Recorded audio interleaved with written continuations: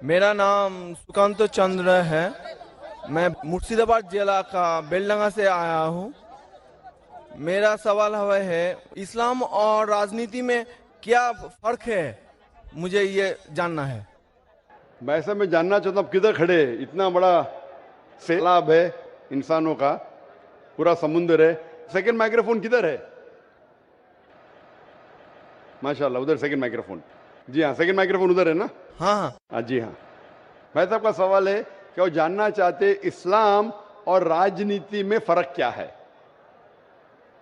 اسلام آتا ہے لفظ سلام سے، جس کا معنی امن، اور کوئی بھی انسان اگر اپنی زندگی اللہ سبحانہ و تعالیٰ کے احکامات کے مطابق بسر کرتا ہے اسے کہتے ہیں مسلم. اسلام مطلب امن حاصل کرنا اللہ سبحانہ و تعالیٰ کے احکامات پہ عمل کرنے کے بعد. راجنیتی ہے جسے کہتے ہیں انگریزی میں پالیٹکس. پالیٹکس سے کس طریقے سے راج کو چلانا، راجنیتی کس طریقے سے راج کو چلانا، کس طریقے سے ملک کو چلانا، دیش کو چلانا. اسلام ایک مکمل دین ہے. اسلام has the solution to all the problems of humanity. اسلام ایک مکمل دین ہے.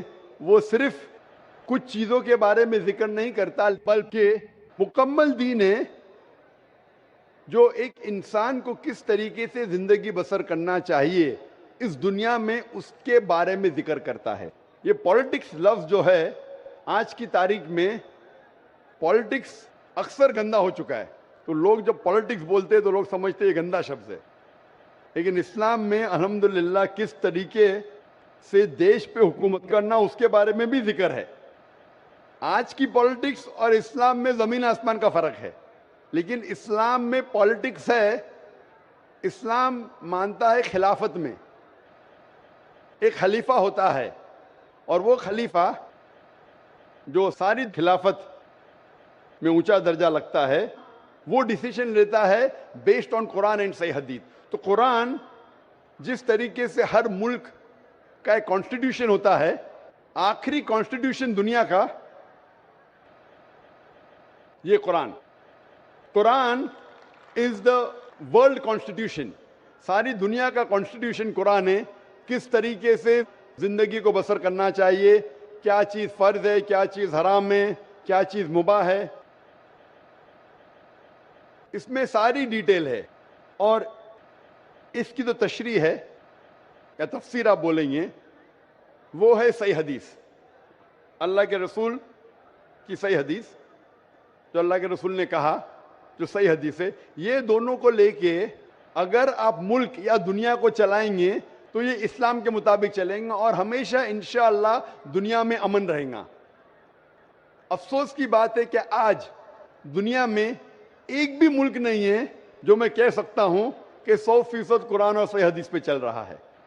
ایک وقت تھا محمد صلی اللہ علیہ وسلم کے دور میں اور ان کے انتقال کے بعد پہلے 4 خلفاء راشدین حضرت ابو بکر، حضرت عمر، حضرت عثمان، حضرت علی، may Allah be pleased with them all، یہ دور سب سے سنہرا دور تھا.